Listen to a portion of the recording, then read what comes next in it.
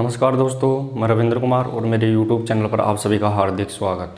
दोस्तों, प्रतिदिन की महत्वपूर्ण क्लासों के हिसाब से आज अपनी इम्पोर्टेंट क्लास रहने वाली है, वो रहेगी दोस्तों यहाँ पे कक्षा प्रबंध या फिर क्लास मैनेजमेंट। दोस्तों, आज की इस महत्वपूर्ण क्लास में मैं आपको सीधा सीधा बता दूँ कि अपनी जो क्लास है, जो कक्षा प्रबंध या क्लास मैनेजमेंट रहने वाली है, वो क्या है। तो अपन ने सबने अगर शारीरिक शिक्षा में देखा होगा, बीपीएड की है, एमपीएड की है, या फिर जैसे भी कोई भी किया है स्कूल में, अपन ने देखा है कि क्लास मैनेजमेंट कैसे किया जाता है, कक्षा का प्रबंध कैसे किया जाता है। इसमें अध्यापक और जो कक्षा के अंदर जो विद्यार्थी हैं उनके बीच की प्रोसेस की जाती है, उसे क्लास मैनेजमेंट कहा जाता है। मतलब कि इसके अंतर्गत क्या करता है कि अध्यापक इसमें क्या करेगा, उचित प्रबंधन यानी कक्षा में उचित प्रबंधन करेगा तथा विद्यार्थियों को इसमें ज्ञान देगा। यानी यह कक्षा की एक प्रणाली है जिसमें अध्यापक क्या करता है, विद्यार्थियों को उचित मार्गदर्शन देता है, ज्ञान प्रदान करता है। तो ये होता है इसमें। दूसरी बात, अध्यापक इसमें उद्देश्यपूर्ण कार्यों में कक्षा को व्यस्त रखता है। दोबारा देखिए कि अध्यापक क्या करता है, में अध्यापक उद्देश्यपूर्ण कार्यों में कक्षा को व्यस्त रखता है, बिजी रखता है। मतलब जैसे मान लो वो किस में जाएगा, कक्षा के अंतर्गत जाएगा, तो वो उसका पहले से ही फिक्स रहेगा लक्ष्य कि अपने को ये क्रिया करवानी है, तो वो उस जाते ही उस कक्षा को उस कार्य में बिजी कर देगा। तो वो उद्देश्यपूर्ण कार्यों में उसको व्यस्त कर देगा, कौशल को सिखाने में व्यस्त कर देगा। दूसरी बात, क्लास मैनेजमेंट कक्षा में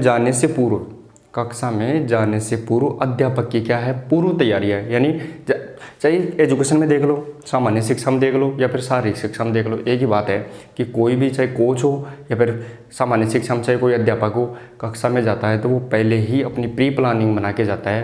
क्यों, उसको कक्षा में क्या क्या करवाना है, कौन सा पाठ पढ़ाना है, बच्चों से कौन सा लेसन प्रश्न आंसर करने हैं, या फिर उसका जो होमवर्क है वो कैसे चेक करना है, ये सभी प्लानिंग होती है उसकी। क्योंकि आजकल आपने देखा भी होगा नॉर्मली कि प्रत्येक अध्यापक के पास एक अध्यापक डायरी होती है, उसमें उसकी प्री प्लानिंग होती है कि वो पूर्व तैयारी करके ही कक्षा में प्रवेश करता है, ताकि वो कक्षा की सही समय का सदुपयोग कर सके और विद्यार्थियों को अधिकतम को ज्ञान दे सके।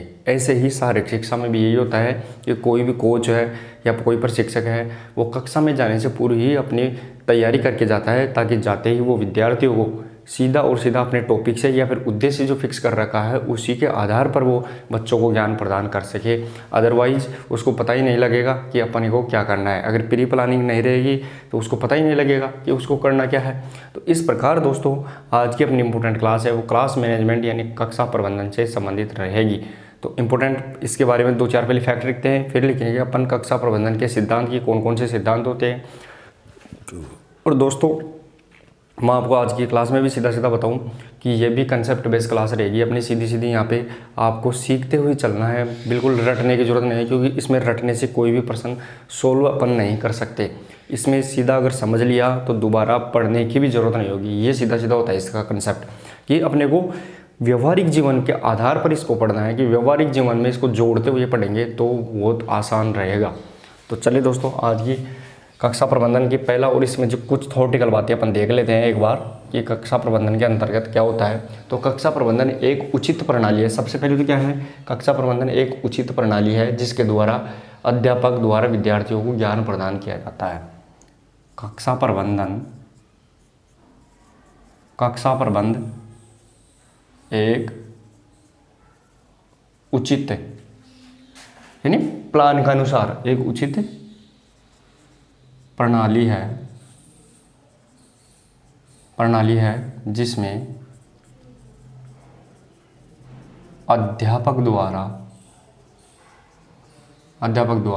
अध्यापक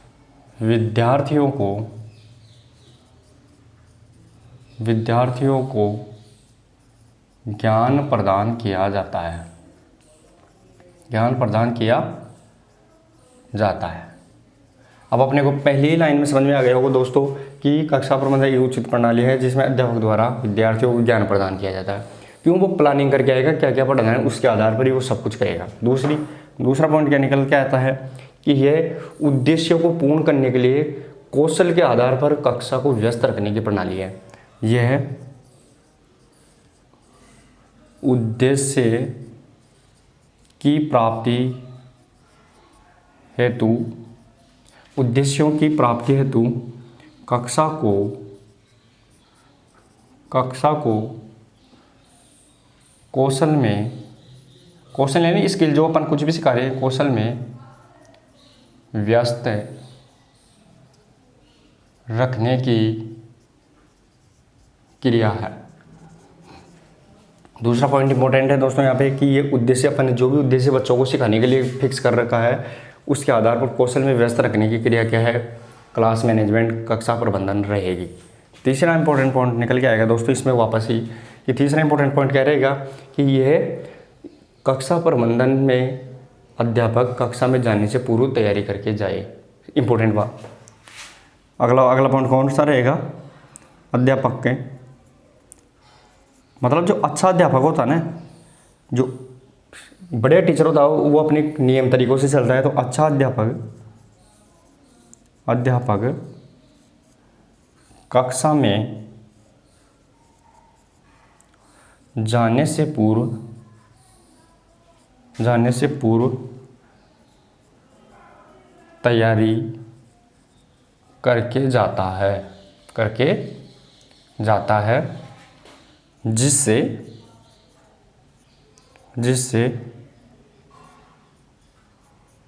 विद्यार्थियों को मार्गदर्शन मिल सके।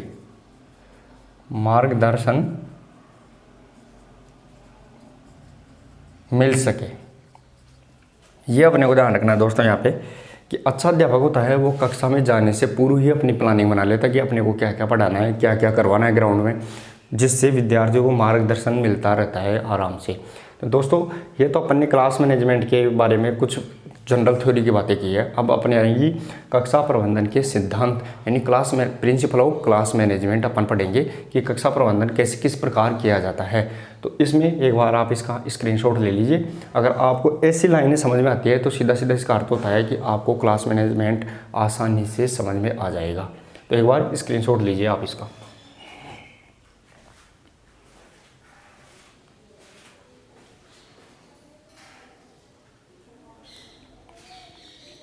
तो चलिए दोस्तों अब देखते हैं अपन कक्षा प्रबंधन के सिद्धांत। इंपॉर्टेंट आपने लिख लिया होगा। अब देखेंगे अपन कक्षा प्रबंधन के सिद्धांत। अपना अगला इंपॉर्टेंट टॉपिक आएगा दोस्तों यहाँ पे कक्षा प्रबंधन के सिद्धांत। अब देखिए दोस्तों सिद्धांत कौन कौन से होते हैं। सबसे पहला सिद्धांत आएगा अपना यहाँ पे कि कक्षा प्रबंधन के सिद्धांत क्या होते हैं। अब इसमें आपको ज़्यादा दिमाग लगाने की ज़रूरत है ही नहीं। आप जैसे ही या तो अपने स्कूली जीवन में, कॉलेज जीवन में या फिर ग्राउंड से जो खेल के जीवन में आपने अगर थोड़ा बहुत भी पीछे जाकर इसको देख लिया तो सीधा सीधा आपको समझ में आ जाएगा। जैसे कक्षा प्रबंधन के सिद्धांत कौन से होते हैं। पहला होता है कि साधन व सामग्री की पर्याप्त व्यवस्था होनी चाहिए। कि अपने को ग्राउंड में जा रहे हैं तो अपने को क्या क्या चाहिए खेलने के लिए, जैसे वॉलीबॉल चाहिए, फुटबॉल चाहिए, दौड़ने के लिए और कुछ चाहिए, पाउडर चाहिए, रेखांकन करने के लिए चाहिए। तो ये अपने को क्या चाहिए, साधन और सामग्री की पर्याप्त व्यवस्था होनी चाहिए, पहला सिद्धांत। तो कक्षा प्रबंधन का पहला सिद्धांत साधन और उचित सामग्री की पर्याप्त व्यवस्था, तभी जाकर विद्यार्थी उसमें रुचि लेंगे। दूसरा रहेगा इसमें कि उचित समय और स्थान की जानकारी देनी चाहिए विद्यार्थियों को। मतलब कि अपने को कहाँ करवाना है, मतलब को पता ही नहीं कि कौन से ग्राउंड में अपना मैच होगा, कौन से पे नहीं होगा, कौन से स्कूल में मैच होगा। तो उचित समय और स्थान की भी विद्यार्थियों को पूरी जानकारी देनी चाहिए। उसी के आधार पर ही अपनी कक्षा सफल हो पाएगी। इसके अलावा क्षेत्र रेखांकन मतलब जहाँ अपन खेल रहे हैं वहाँ पे अपने को मार्किंग करनी चाहिए, ये भी अपनी जिम्मेदारी होती है। तो कक्षा प्रबंधन का तीसरा सिद्धांत क्षेत्र रेखांकन होना चाहिए। अगला सिद्धांत कौन सा आता है कि अगला सिद्धांत रहेगा अच्छा व्यवहार। तो अध्यापक का व्यवहार कैसा होना चाहिए या कोच का, प्रशिक्षक का व्यवहार कैसा होना चाहिए। तो कोच या अध्यापक का व्यवहार वो होना चाहिए दोस्तों, अच्छा व्यवहार होना चाहिए, उचित व्यवहार होना चाहिए, जिससे विद्यार्थियों के प्रति उसकी रुचि बनी रहे और विद्यार्थियों की रुचि अपने अध्यापक के प्रति बनी रहे, जिससे क्रिया करने में भी आसानी रहती है। इसके अलावा और भी बहुत सी चीज़ है कि समय लक्ष्यों की स्पष्टता होनी चाहिए, लक्ष्य की या उद्देश्य की स्पष्टता कि अपन कक्षा प्रबंधन कर रहे हैं उसमें अपने उद्देश्य क्या है, कि अपने को कौन सी क्रिया सिखानी है। तो उद्देश्यों की भी स्पष्टता पहले ही कर देनी चाहिए विद्यार्थियों को कि आपको ये क्रिया सीखनी है, ताकि उसको पता तो लगे ना कि अपने को सीखना क्या है। ऐसे ही थोड़ी खेल के चले गए। तो विद्यार्थियों को लक्ष्य की या उद्देश्यों की स्पष्टता भी होनी चाहिए। तो दोस्तों इस प्रकार अपन ने यह अभी सिद्धांत देखिए 5-6 प्रकार के, इस पूरे सिद्धांत कक्षा प्रबंधन के सिद्धांत रहेंगे। इंपॉर्टेंट है दोस्तों यहाँ पे कि पहला सिद्धांत कौन सा आएगा कि उचित साधन और सामग्री की पर्याप्त व्यवस्था होनी चाहिए। पहला सिद्धांत आएगा साधन एवं सामग्री की उचित व्यवस्था होनी चाहिए। पहला सिद्धांत कौन सा है अपना कि यहाँ पे साधन व सामग्री की उचित व्यवस्था होनी चाहिए। अब इसमें अपने लिखने को अगर लिखना भी है तो अपन लिख सकते हैं, लेकिन इसमें लिखने की कोई ज़्यादा दिक्कत ही नहीं है कि वो साधन व सामग्री की उचित व्यवस्था। तो क्या करना चाहिए, कक्षा में जाने से पूर्व उचित साधन और सामग्री सभी पर्याप्त मात्रा में होनी चाहिए, ये इसके अंतर्गत आएगा। तभी तो जाकर विद्यार्थी रुचि लेंगे। तो इसमें कक्षा में सामग्री की पर्याप्त व्यवस्था होनी चाहिए। कक्षा में सामग्री की पर्याप्त व्यवस्था होनी चाहिए, व्यवस्था हो, ये इसके अंतर्गत आता है। दूसरा अपना सिद्धांत आता है दोस्तों, इंपॉर्टेंट रहेगा। दूसरा अपना सिद्धांत कौन सा आता है कक्षा प्रबंधन। पहला सिद्धांत अपन ने पढ़ लिया साधन एवं सामग्री की उचित व्यवस्था होनी चाहिए। दूसरा सिद्धांत आएगा वो आने वाला है दोस्तों, समय व स्थान की पूर्व जानकारी होनी चाहिए विद्यार्थियों को। समय एवं स्थान की पूर्व जानकारी। दूसरा सिद्धांत अपना कौन सा आता है दोस्तों, दूसरा सिद्धांत आएगा अगर समय एवं स्थान की पूर्व जानकारी। इसमें भी आपको दिमाग में सीधा सीधा आपको समझ में भी आ गया होगा, मैं विश्वास रखता हूँ इस बात का कि आपको ऐसे टॉपिक सीधे समझ में भी आ गए होंगे कि स्थान और समय की जानकारी, कि कौन सी जगह अपने को काम मैदान पर मैच करवाना है, कितनी बजे करवाना है, कि सुबह करवाना है, शाम को या दोपहर को। तो ये पूरी जानकारी अपने को पहले ही विद्यार्थियों को या कक्षा को दे देनी चाहिए, तभी जाके अपनी कक्षा सफल होगी। मैच तो है अपना शाम को, विद्यार्थी सुबह ग्राउंड में आ गए तो क्या मतलब है, उसका कोई उचित नहीं होगा, विद्यार्थी तनावग्रसित हो जाएंगे। तो ये सभी उसके नुकसान के रहेंगे। तो उचित स्थान और समय की जानकारी भी विद्यार्थियों को पहले ही देनी चाहिए, ये इंपॉर्टेंट रहेगा। अगला सिद्धांत कौन सा था दोस्तों इसमें, अगला तीसरा सिद्धांत आएगा इसके अंतर्गत। तो दोस्तों यहाँ पे अगर आपने समझ लिया तो इसके लिखने की कोई ज़रूरत नहीं है, सीधा सीधा सिद्धांतों के आधार पर ही प्रश्न बनेंगे कि उचित समय व स्थान की पूरी जानकारी देनी चाहिए। यह कक्षा प्रबंधन का सिद्धांत है और इसके अंतर्गत अपने को लिखना क्या है आप खुद ही समझते हो इस मामले में। तो अगला सिद्धांत रहेगा अपना तीसरा इंपॉर्टेंट सिद्धांत है दोस्तों, अच्छा व्यवहार होना चाहिए। अच्छा व्यवहार तीसरा सिद्धांत आता है दोस्तों अपना अच्छा व्यवहार, मतलब अध्यापक का बच्चों के प्रति अच्छा व्यवहार होना चाहिए। उसमें चिड़चिड़बाजी नहीं होनी चाहिए। ऐसा नहीं कि गुस्सा कर रहा है बार बार, आपने ये नहीं किया वो नहीं किया, किसी के ऊपर गुस्सा कर रहा है, तो वो अच्छा व्यवहार नहीं होगा। अध्यापक का विद्यार्थियों के प्रति अच्छा व्यवहार रहेगा तो विद्यार्थी भी क्रिया करने में या रुचि लेते हैं, सीखने में रुचि लेते हैं। क्यों? क्योंकि वो उसमें क्या होगा, उसमें होगा कि विद्यार्थी है वो अपने अध्यापक के प्रति हंसमुख रहेंगे, मतलब क्रिया के प्रति भी वो इतनी रुचि लेंगे, उतनी ही अपने प्रति अपने कोच के प्रति, अपने अध्यापक के प्रति भी वो खुलकर बातें करेंगे। और इस दोनों में अगर विद्यार्थी अध्यापक के प्रति और अध्यापक विद्यार्थियों के प्रति दोनों में कॉम्बिनेशन है तो क्रिया आसानी से सीखी जा सकती है और अपना उद्देश्य है वो भी पूरा हो जाएगा। कक्षा प्रबंधन का उद्देश्य क्या होता है, कोई भी फिक्स कर लिया अपन ने, कोई भी लक्ष्य सिखाना, तो वो अपने आप ही पूरा हो जाएगा। तो दोस्तों यहाँ पे तीसरा कक्षा प्रबंधन का सिद्धांत है तो अच्छा व्यवहार होना चाहिए। तो इसमें लिखेंगे अध्यापक का अच्छा व्यवहार होना चाहिए। अध्यापक का छात्रों के प्रति उचित व्यवहार होना चाहिए। ये अपने को ध्यान रखना है कि अच्छा व्यवहार मतलब अध्यापक का छात्रों के प्रति उचित व्यवहार रहेगा तो वो क्रिया सीखने में भी बहुत सहज फील करेंगे, अच्छा फील करेंगे। चौथा अपना कक्षा प्रबंधन का सिद्धांत आता है दोस्तों, वो चौथा सिद्धांत आएगा अपना क्षेत्र रेखांकन।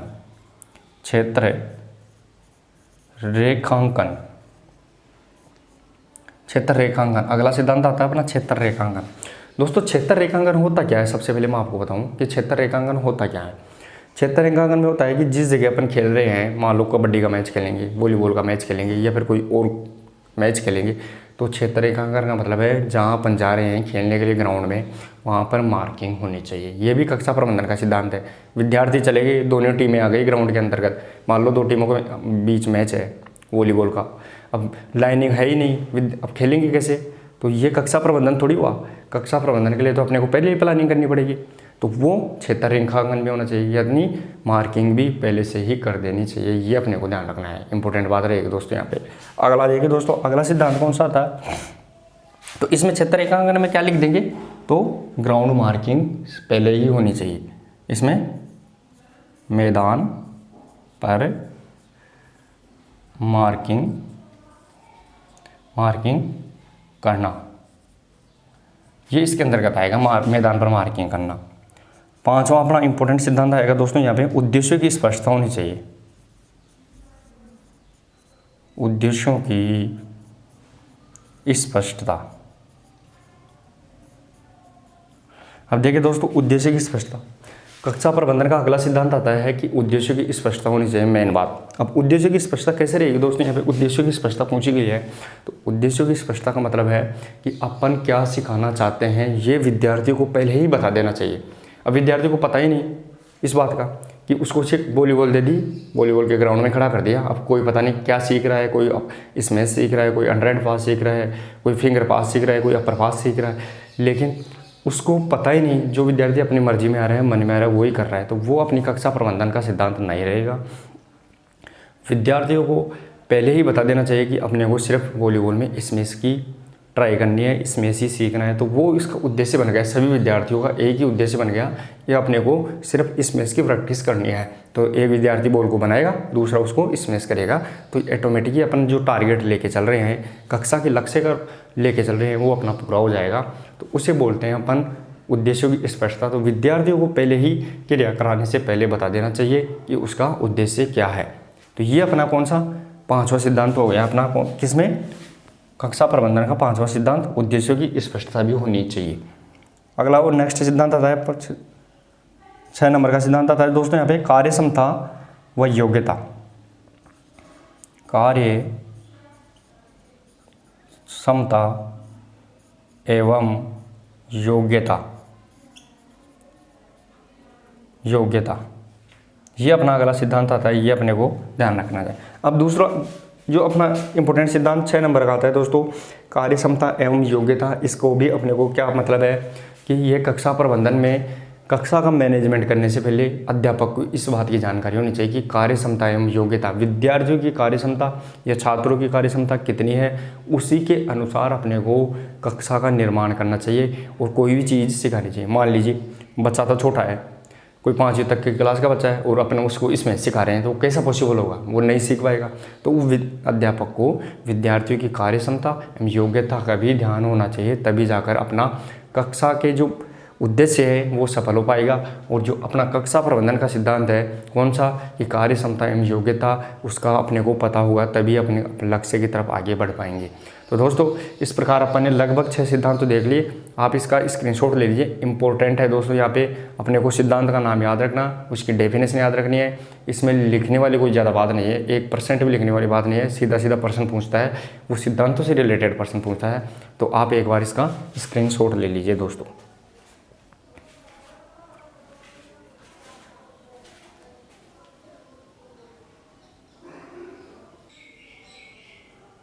तो चलिए दोस्तों, अब आते हैं अपने कक्षा के प्रकार। आपने स्क्रीनशॉट ले लिया होगा सिद्धांतों के बारे में, अपन ने 6 प्रकार के सिद्धांत कक्षा मैनेजमेंट यानी कक्षा प्रबंधन के अपन ने 6 सिद्धांत पढ़ लिए थे। अब आएगी अपनी कक्षा के प्रकार। इंपॉर्टेंट है दोस्तों, यहाँ पे प्रश्न सीधा सीधा पूछा जाता है कि कक्षा के प्रकार कौन सा है। तो कक्षा का प्रकार मतलब क्लास फॉर्मेशन, इसे अपन इंग्लिश में बोलते हैं क्लास फॉर्मेशन, कक्षा का प्रकार। लेकिन कक्षा के प्रकार कौन कौन से होते हैं, तो उसमें बहुत से प्रकार रहेंगे। जैसे पहली आती है मुक्त संरचना, बिल्कुल मुक्त यानी फ्री, ऐसी कक्षा बनाएंगे अपन, बच्चों को एक जगह इकट्ठा कर लेंगे तो वो कैसे भी खड़े रह सकते हैं अपने हिसाब से। तो मुक्त संरचना आएगी, ये ज़्यादातर छोटे बच्चों के काम में आती है कि अपने को मान लो कि एक विसल बजा दी, बच्चे एक जगह आ जाएंगे, अपने हिसाब से खड़े रह जाएंगे, तो वो मुक्त संरचना होती है। दूसरी डीली संरचना, अध्यापक किसी कौशल को अगर बच्चों को बताता है तो वो भी डीली संरचना, तो दूसरी डीली संरचना, ये भी कक्षा का प्रकार हो गया। तो मुक्त संरचना, डीली संरचना। तीसरी आती है पंक्ति संरचना, पंक्ति यानी लाइनिंग में। तो ये लाइनिंग में क्यों लेते हैं अपन बच्चों को? लाइनिंग में लेते हैं किसी उपस्थिति लेने के लिए, छात्रों की संख्या गिनने के लिए। जैसे अपन सुबह कराते हैं ना, प्रेयर में प्रार्थना करवाते हैं, तो लाइनिंग पंक्ति संरचना ही होती है, तो वो भी क्लास का प्रकार हो गया। तो इसमें पंक्ति संरचना तीसरी। चौथी देखेंगे तो वो फाइल संरचना। फाइल मतलब क्लास का कौन सी होनी चाहिए? फाइल के रूप में। जैसे 3-3 की फाइल बना दी, पीटी करवाते हैं, मार्च करवाते हैं, तो फाइल बना कर ही करवाएंगे अपन। 3-3 की फाइल में करवाएंगे, 4-4 की फाइल में करवा लेंगे। 4 लड़के, फिर उसके बाद में 4 लड़के, फिर उसके बाद में 4 लड़के। तो ये किस में चलेगी? ये पीटी मार्चिंग में, फाइल संरचना। इसके अलावा डीली संरचना बताई दी, स्पोक्स। अब स्पोक संरचना मतलब, स्पोक का मतलब इंपॉर्टेंट है दोस्तों यहाँ पे। स्पोक संरचना क्या करती है? तो स्पोक संरचना में बिल्कुल साइकिल का जो पहिया होता है, साइकिल का पहिया जिसमें जो ताड़ी तार लगे होते हैं, उस ताड़ी के समान गोलाई के अंदर विद्यार्थी एक दूसरे में ऐसे आएंगे आगे तक, तो ये स्पोक संरचना कहलाती है। इसके अलावा चंद्राकार यानी गोल संरचना, जिसमें विद्यार्थी व्यायाम करवाने के लिए काम में लेता है कि एक विद्यार्थी बीच में हो जाएगा खड़ा, बाकी विद्यार्थी गोलाई में है, तो वो देख देख के सीखते रहेंगे। अर्धचंद्राकार आदि चांदी के हिसाब से, तो ये अध्यापक द्वारा कौशल को सिखाने के लिए अध्यापक बीच में खड़ा हो जाएगा। अर्धचंद्राकार उसके सामने विद्यार्थी रहेंगे, वो आएगी इसमें। आयताकार संरचना बिल्कुल आयत के समान, बिल्कुल 4 कोने मिले हुए, तो आयताकार संरचना भी, ये भी कौशल सिखाने के लिए काम में आती है। तो ये सभी प्रकार के हो गए दोस्तों। तो ये सभी प्रकार कक्षा के प्रकार होते हैं, जिसमें पहला अपन है मुक्त, डीली और मुक्त, डीली, पंक्ति, फाइल, स्पोक, आयताकार, अर्धचंद्राकार, चंद्राकार। ये सभी अपन ने देखी है। ये पूरी की पूरी कक्षा के फॉर्मेशन है, कक्षा के प्रकार है। तो पहले अपनी इंपॉर्टेंट है कक्षा का प्रकार। पहला कौन सा आता है दोस्तों? वो आएगा मुक्त संरचना। मुक्त संरचना पहला प्रकार है दोस्तों अपना, मुक्त संरचना। अब मुक्त संरचना में क्या होता है? इसमें मुक्त संरचना में क्या होता है दोस्तों? ये छोटे बच्चों को ये खड़े करने के लिए काम में ली जाती है। सबसे पहले तो छोटे बच्चों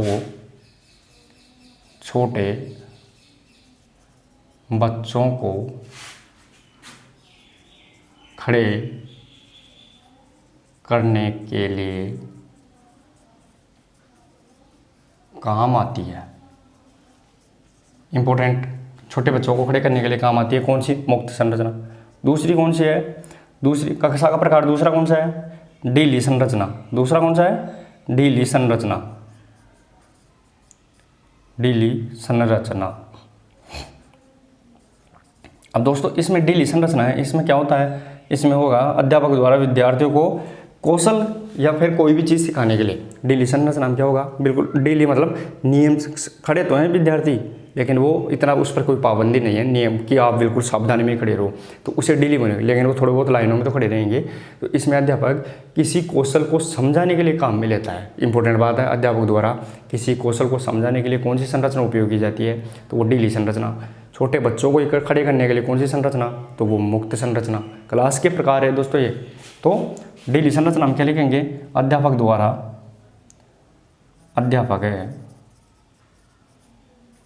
द्वारा विद्यार्थियों को या छात्रों को कौशल का ज्ञान प्रदान करने के लिए इंपॉर्टेंट है दोस्तों कि डीली संरचना अध्यापक द्वारा छात्रों को कौशल का ज्ञान प्रदान करने के लिए डीली। इसमें विद्यार्थी लगभग थोड़े बहुत लाइनों में थोड़े बहुत ऐसे खड़े रहेंगे, लेकिन वो उन पर कोई अनुशासन का नियम नहीं, ऐसा नहीं है कि बिल्कुल सावधान खड़े होकर रहे, वो मतलब आराम से खड़े रह जाएंगे। फिर उसके द्वारा अध्यापक क्या करता है? सिखाता है। अगली तीसरी और इम्पोर्टेंट आती है दोस्तों, वो आएगी दोस्तों यहाँ पे पंक्ति संरचना। पंक्ति संरचना अगली क्लास रहेगी अपनी पंक्ति संरचना। पंक्ति संरचना क्यों काम में ली जाती है? तो उपस्थिति लेने और विद्यार्थियों को कुछ समझाने के लिए ही पंक्ति संरचना काम में ली जाती है। सुबह अपन क्लास में देख लो, बिल्कुल लाइन में प्रार्थना देख लो, बिल्कुल सीधी लाइन खड़ो करते हैं, सीधी लाइन में खड़े करते हैं, तो उपस्थिति लेने के लिए और या फिर किसी कौशल को समझाने के लिए ही काम में ली जाती है। लगभग दोस्तों यहाँ पे मिलते जुलते नाम आते रहेंगे, कौशल उसमें भी सिखाया जा रहा है, कौशल इसमें भी सिखाया जा रहा है, लेकिन इंपॉर्टेंट क्या है? उपस्थिति लेना। ये पंक्ति संरचना में रहेगा। तो उपस्थिति लेने और विषय को समझाने के तौर पर, और विषय को समझाने के तौर पर काम लेना।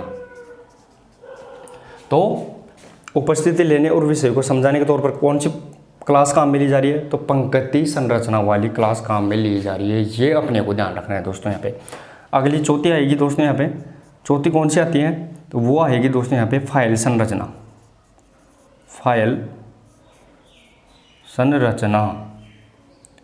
अब देखिए दोस्तों, फाइल संरचना क्या होती है। अगली क्लास कौन सी है अपनी? क्लास का प्रकार तो पहला मुक्त, दूसरी डेली, तीसरी पंक्ति, चौथी आती है फाइल संरचना। फाइल संरचना क्यों काम में ली जाती है? ये पीटी मार्चिंग के लिए काम में ली जाती है। यानी बच्चों को पीटी करवाते हैं। अभी 15 अगस्त पे आपने पीटी करवाई भी होगी, तो ये पीटी करवाते हैं। दूसरा मार्च करवाते हैं, मार्च पास्ट करवाते हैं। फौजी भी मार्च पास्ट करते हैं, तो वो फाइल में या तो 3-3 की फाइल या 4-4 की फाइल में ऐसे रहते हैं, तो वो फाइल संरचना कहलाती है। कक्षा का कौन सा प्रकार है? वो फाइल संरचना। तो पीटी मार्चिंग व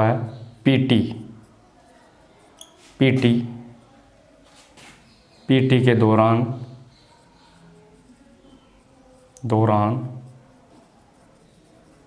विद्यार्थियों को खड़ा करना। अब दोस्तों, फाइल संरचना विद्यार्थियों को कब खड़ा करेंगे? तो या तो मार्च करवाएंगे या फिर पीटी करवाएंगे, तब विद्यार्थियों को फाइल संरचना। क्लास का कौन सा प्रकार लेंगे? फाइल संरचना वाला लेंगे। अगला दोस्तों, 5वां प्रकार इसका कौन सा आता है? तो 5वां प्रकार आएगा उसे बोलते हैं अपन आयताकार संरचना। आयताकार संरचना। अब देखिए दोस्तों, आयताकार संरचना, आयताकार का मतलब होता है बिल्कुल आयत के समान, ऐसे बिल्कुल आयत के समान। तो इसमें विद्यार्थियों को अपन खड़ा करेंगे, यहाँ पे ऐसे विद्यार्थियों को खड़ा कर लेंगे। इसमें विद्यार्थियों को खड़ा करने के लिए आयत के समान संरचना बना ली, और इसमें बीच में कौन खड़ा हो जाएगा? अध्यापक खड़ा हो जाएगा, प्रशिक्षक खड़ा हो जाएगा। तो बुनियादी कौशल सिखाने के लिए, कोई भी इंपॉर्टेंट कौशल सिखा रहे हैं अपन, कोई वॉलीबॉल के इसमें सिखा रहे हैं, वॉलीबॉल की और कोई चीज़ सिखा रहे हैं, तो विद्यार्थियों को आयताकार संरचना में खड़ा कर लेंगे। फिर इसके कौन सी कक्षा अपनाएंगे? तो वो आयताकार संरचना अपनाकर विद्यार्थियों को कौशल सिखाएंगे, कोई भी इंपॉर्टेंट कौशल सिखा देंगे। तो आयताकार संरचना में क्लास में क्या सिखाया जाता है? तो अध्यापक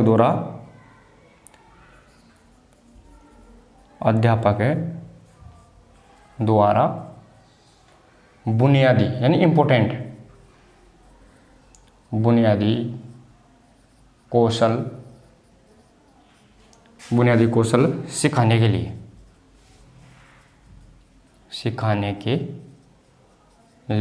ये इंपॉर्टेंट ध्यान रखना अपने। अगली कक्षा कौन सी आती है दोस्तों? 6 नंबर पे आएगी अपनी अगली कक्षा, स्पोक संरचना।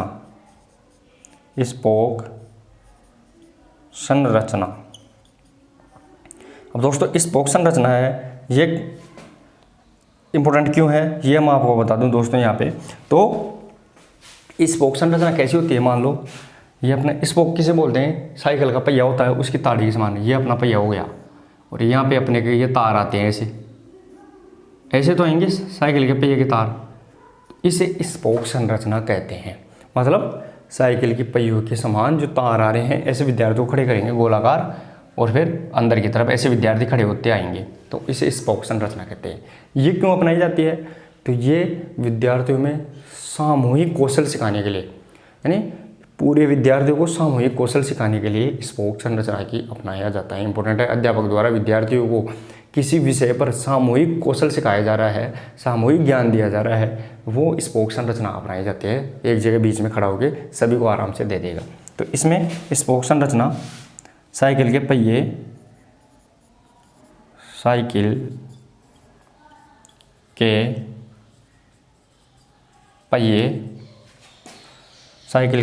के तारों के समान कक्षा का निर्माण। तो स्पोक संरचना में क्या किया जाता है, साइकिल के पहिए के तारों के समान कक्षा का निर्माण किया जाता है। ऐसी कक्षा को निर्माण किया जाता है, विद्यार्थियों को इस प्रकार खड़ा किया जाता है, उसे स्पोक संरचना कहते हैं। और इसमें करवाया क्या जाता है वो मैंने पहले बता दिया कि इसमें विद्यार्थियों को सामूहिक कौशल करवाए जाते हैं, ग्रुप के रूप में कौशल करवाए जाते हैं, तब इसके अंदर स्पोक संरचना बनाई जाती है। प्रश्न बहुत बार पूछा गया है कि कौन सी कक्षा में साइकिल के पहियों के तारों के समान निर्माण किया जाता है, तो वो स्पोक संरचना रहेगी दोस्तों, इंपॉर्टेंट रहने वाला है। अगली क्लास कौन सी आती है अपनी, क्लास नंबर 7 देखिए दोस्तों अपने। अगली कक्षा का प्रकार रहेगा 3 तरफा संरचना, 3 तरफा संरचना। अगली कक्षा का प्रकार 3 तरफा संरचना, 3 तरफा संरचना मतलब मान लो बिल्कुल 3 ही तरफा, या तो अपन इसको ऐसे ले लेंगे, ये देखो बच्चे कैसे खड़े रहेंगे, 3 तरफ खड़े रहेंगे, ये देखो ये 3 ही तरफ खड़े हैं बच्चे बस। सामने कौन है, तो सामने या तो अध्यापक, कोई विद्यार्थी, कोई और भी खड़ा हो सकता है, इसे 3 तरफा संरचना अपन बोल सकते हैं दोस्तों। मतलब 3 तरफा, अगली क्लास 3 तरफा संरचना ये क्यों होती है, ये अध्यापक या विद्यार्थी द्वारा किसी, जैसे मान लो प्रार्थना करवाते हैं, तो प्रार्थना में भी कौन से लगभग 3 तरफा संरचना है अपन काम में लेते हैं, प्रार्थना करवाते हैं तब ले लो। या फिर कौशल का प्रदर्शन, एक विद्यार्थी यहाँ पे अपने को करके दिखा रहा है, पूरे विद्यार्थी आराम से 3 तरफ है, ज़्यादा पीछे की तरफ है नहीं। मान लो इधर कोई सिखाने वाला विद्यार्थी खड़ा है, तो इसके पीछे नहीं रहेंगे, नहीं तो इसका सिखाने वाला का ध्यान नहीं जाएगा इस पर, तो 3 तरफा इसके सामने की तरफ है। तो प्रार्थना के लिए, किसी कौशल को सिखाने के लिए वो 3 तरफा कक्षा का उपयोग किया जाता है, 3 तरफा फॉर्मेशन का उपयोग किया जाता है। तो ये भी अपने को ध्यान रखना है। 3 तरफा संरचना, इसमें क्या किया जाएगा, प्रार्थना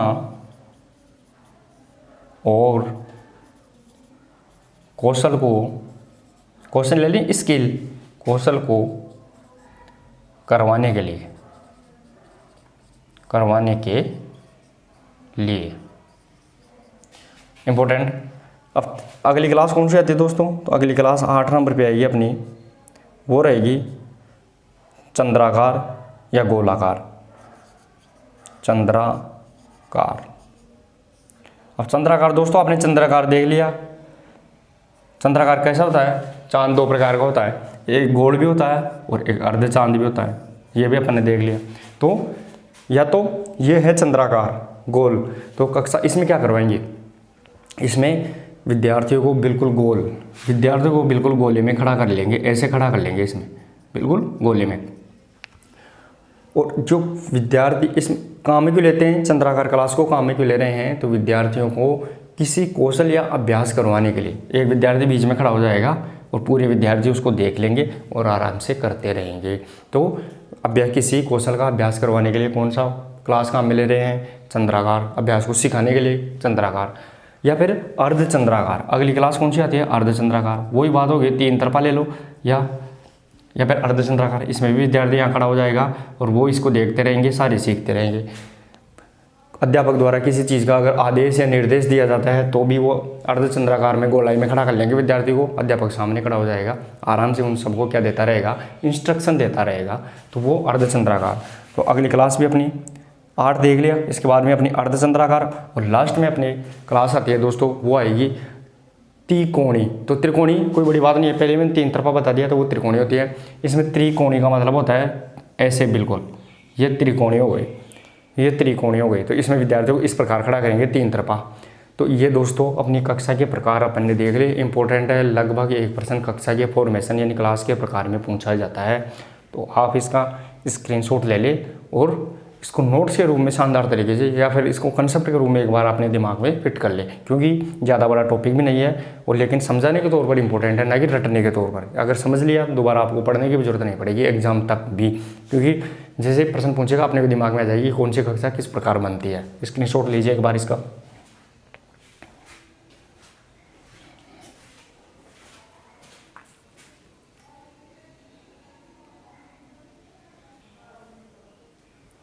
तो चले दोस्तों, अब देखते हैं अपन कक्षा प्रबंधन के चरण। इंपॉर्टेंट टॉपिक रहेगा अपना कक्षा प्रबंधन में। अब आएगा अपना नेक्स्ट टॉपिक कक्षा प्रबंधन के चरण, यानी कक्षा को किस प्रकार से मैनेजमेंट करते हैं। तो दोस्तों कक्षा को मैनेजमेंट करने के लिए तीन ही इसके प्रकार देखते हैं कि कक्षा शुरू करने से पहले की तैयारी, कक्षा के दौरान क्या काम होता है और कक्षा खत्म होने के पश्चात क्या काम होता है। तो 3 ही चरणों में इसको ध्यान रखना है अपने को कि कक्षा के शुरू होने से पहले की क्या तैयारी रहेगी।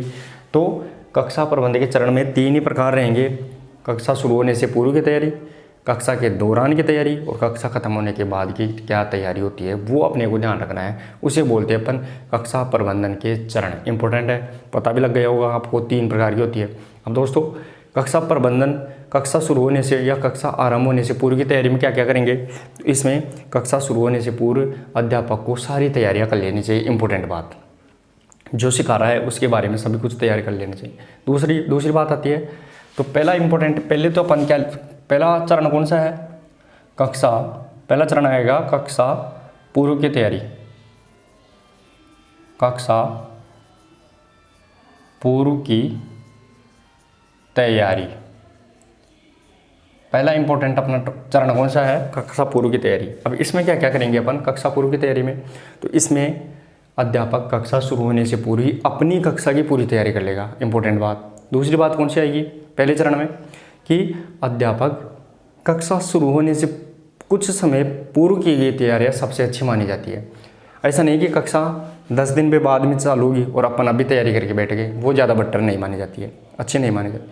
कक्षा शुरू होने से कुछ समय पूर्व, मान लो कल कक्षा होगी तो आज अपनी तैयारियाँ कंप्लीट हो जाती है, वो इंपॉर्टेंट मानी जाती है, तो वो अपने को ध्यान रखना है। इसके अलावा अध्यापक कक्षा में जाने से पूर्व सभी उपकरणों की जांच कर लेनी चाहिए। ये भी अपने को ध्यान रखना है कि अपने को क्या क्या सिखाना है। जैसे मान लो अपने को वॉलीबॉल सिखानी है, तो वॉलीबॉल ग्राउंड में जाएंगे अपन, तो वहाँ पे जाएंगे तो ऐसा पता लग गया कि बाल में बॉल तो पंचर है, ख़राब है, तो वो क्या मतलब है। इससे पहले ही अपने को जाने से पूर्व ही सभी उपकरणों की जाँच कर लेनी चाहिए। ये भी अपने को ध्यान रखना है। तो पहला पॉइंट इसमें कौन सा आता निकल के, तो पहला कक्षा पूर्व की तैयारी में पहला पॉइंट आएगा दोस्तों यहाँ पे कि अध्यापक द्वारा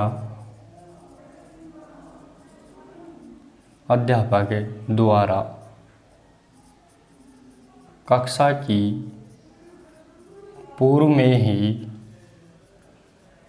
तैयारी करनी चाहिए। तो 3 चरण बताए थे मैंने इसके, कक्षा पूर्व की तैयारी, कक्षा के दौरान और कक्षा के पश्चात। तो कक्षा के पूर्व की तैयारी में पहला चरण आ रहा है कि अध्यापक द्वारा कक्षा की पूर्व की तैयारी कर लेनी चाहिए, कोई भी चीज़ सिखा रहा है। अगला इसके अंतर्गत अगला कौन सा आता है, तो अगला चरण आएगा इसके अंतर्गत कक्षा शुरू होने से कुछ समय पूर्व की गई तैयारी अच्छी रहती है,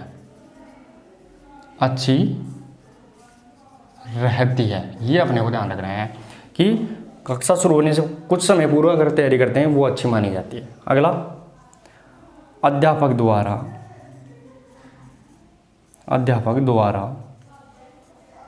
उपकरणों की पूर्व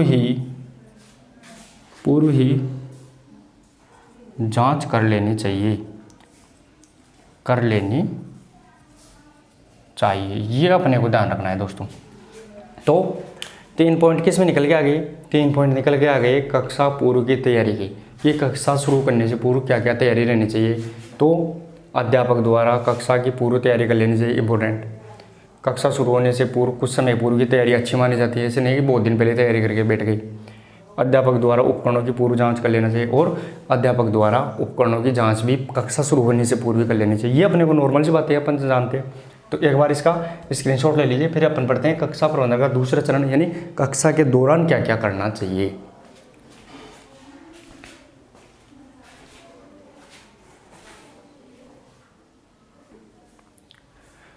तो चलिए दोस्तों, अब देखते हैं अपन दूसरा चरण, कक्षा प्रबंधन का दूसरा चरण आता है अपना कक्षा के दौरान तैयारी। यानी कक्षा अब चालू हो गई, इससे पहले अपन ने उपकरणों की देख लिया, तैयारी कर ली सबसे पहले। अब अपने विद्यार्थी सामने आ गई, अपनी कक्षा शुरू हो गई। तो अब कक्षा चालू हो गई, इस दौरान अपने को क्या क्या करना चाहिए। तो कक्षा के दौरान अपने को सबसे पहले विद्यार्थियों की उपस्थिति लेनी चाहिए। तो पहला पॉइंट कौन सा निकल के आ गया इसमें,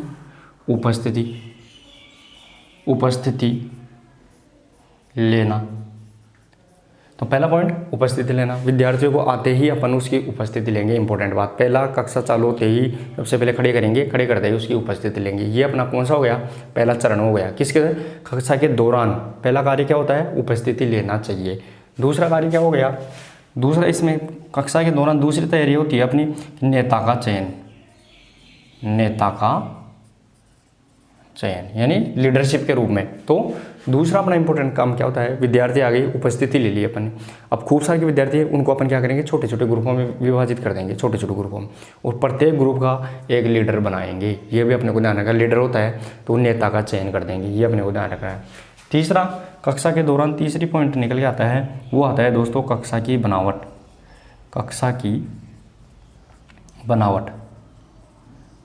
तो कक्षा की बनावट अपने को विद्यार्थियों की स्थिति के अनुसार, कितने विद्यार्थी है उसके अनुसार करनी है। कक्षा की बनावट यानी कक्षा के प्रकार मैंने पहले ही बता दिया, मुक्त है, डीली है, फाइल है, स्पोक है, चंद्राकार, अर्धचंद्राकार, त्रिकोणी, ये पूरी क्या है, ये कक्षा की बनावट है। तो कक्षा की बनावट भी अपने को करनी चाहिए कि कौन सी कक्षा के आधार पर अपन विद्यार्थियों को खड़ा कर रहे हैं। ये भी अपने को क्या है, कक्षा के दौरान यही करना पड़ता है।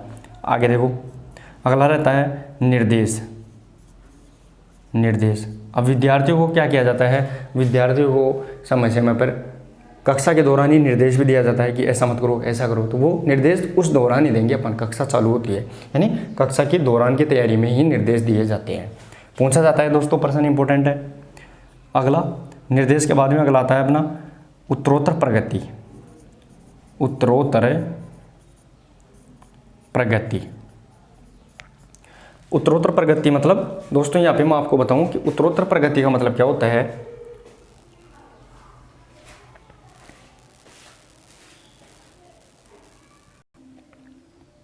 तो उत्तरोत्तर प्रगति का भी अपने को ध्यान रखना चाहिए। कक्षा के दौरान उपस्थिति लेना चाहिए सबसे पहले, तो फिर नेता का चयन कर देना चाहिए, फिर कक्षा की बनावट, निर्देश देने चाहिए। उत्तरोत्तर प्रगति मतलब उसकी प्रगति के बारे में भी अपने को क्या रखना चाहिए, प्रगति के बारे में भी अपने को टाइम टू टाइम पता लगाना चाहिए, उसकी रिपोर्ट देनी चाहिए। जैसे मासिक है, दैनिक है, साप्ताहिक है, उसके आधार पर अपन अनुमान लगा सकते हैं कि कक्षा में कितनी प्रोग्रेस हो रही है।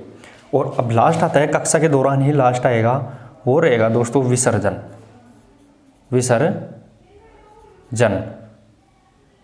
इंपॉर्टेंट रहेगा दोस्तों। यहाँ पे विसर्जन मैं पहले ही बता रहा हूँ, प्रश्न पहले भी पूछा जा चुका है कि विसर्जन कौन सी क्रिया है, कक्षा के दौरान की, पश्चात की या कक्षा के पूर्व की। तो कक्षा के दौरान की क्रिया है विसर्जन, इंपॉर्टेंट है, पहले भी बहुत बार प्रश्न पूछा जा चुका है। तो दोस्तों ये क्या हो गया, ये अपने इंपॉर्टेंट हो गई कक्षा का दूसरा चरण, कक्षा के दौरान की तैयारी।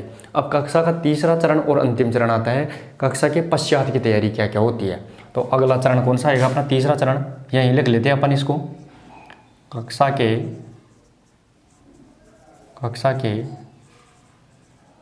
पश्चात की तैयारी। अब कक्षा के पश्चात की तैयारी क्या क्या निकल के आएगी, कक्षा के पश्चात में सबसे पहले निकल के आएगा, कक्षा के पश्चात मान लो अपन मैच करवा दिए, अब मैच खत्म हो गया, अब क्या तैयारी रहेगी अपनी, सबसे पहले उपकरणों की कवर करना, उपकरणों को इकट्ठा करना, उसको जमा करवाना, रखना, फिर स्कोर शीट पर अपन क्या करते हैं, इसको परिणाम जारी करना, परिणाम जारी करना, ये सब इसके अंतर्गत आते हैं। तो उपकरणों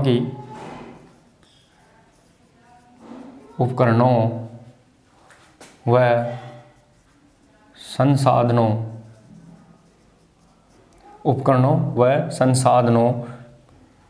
को एकत्रित करना, ये पहला पॉइंट आता है इसमें। दूसरा पॉइंट क्या आएगा इसमें, तो इसमें दूसरा पॉइंट आएगा दोस्तों कार्यों की रिपोर्ट देना। कार्य की रिपोर्ट देना मतलब परिणाम जारी करना। क्यों, कक्षा खत्म होने के बाद में ही, कक्षा के पश्चात ही ऐसी कार्य किए जाते हैं। मान लो मैच खत्म हो गया, तो मैच खत्म होने के बाद में उपकरण और संसाधनों को एकत्रित करेंगे, कार्यों की रिपोर्ट देंगे कि कौन जीता, कौन आ रहा है। ये कक्षा खत्म होने के बाद ये कार्य होते हैं दोस्तों। तो इस प्रकार अपन ने क्लास मैनेजमेंट का टोटल टॉपिक पढ़ लिया है दोस्तों। उम्मीद करता हूँ आपको समझ में भी आया होगा और लगभग 1 या 2% ईजी फॉर्मेशन में पूछ लिए जाते हैं, लगभग कोई ज़्यादा दिमाग लगाने की जरूरत ही नहीं पड़ेगी इसमें। अगर थोड़ा सा दिमाग लगा दिया आपने, वो भी अपनी कार्य प्रणाली के आधार पर, या अपनी स्कूल से या अपनी पूर्व जो आपने खेला है उसके अगर आपने इंटरलिंक करके ऐसा पॉइंट समझ लिया तो सीधा सीधा इसका आंसर आपको मिल जाएगा। तो दोस्तों यही आज की अपनी इंपॉर्टेंट क्लास कक्षा प्रबंधन क्लास मैनेजमेंट आपको समझ में आई होगी। अगर क्लास आपको समझ में आती है तो वीडियो को जरूर शेयर करें, लाइक करें और चैनल को सब्सक्राइब भी कर ले, और प्रतिदिन की क्लासों की फ़ायदा आप जरूर उठाते रहें और भी दोस्तों को इसके लिए आप प्रेरित करें, क्योंकि यहाँ पे आपको लगभग पता होगा पिछले 2 महीने से रेगुलर यहाँ पे कंटिन्यू क्लास ली जा रही है, और उसमें स्टेप बाय स्टेप लगभग अपन ने 70% से ज़्यादा कोर्स कंप्लीट कर दिया है। और उम्मीद करता हूँ अगर आपने जितना पढ़ाया उतना पढ़ लिया तो सेकंड पेपर आपका बहुत ही आसानी से अच्छे नंबरों से क्लियर होगा, ये मैं गारंटी देता हूँ आपको। तो दोस्तों आज की क्लास में इतना ही, मिलते हैं एक नेक्स्ट क्लास के साथ, तब तक के लिए धन्यवाद, थैंक यू सो मच।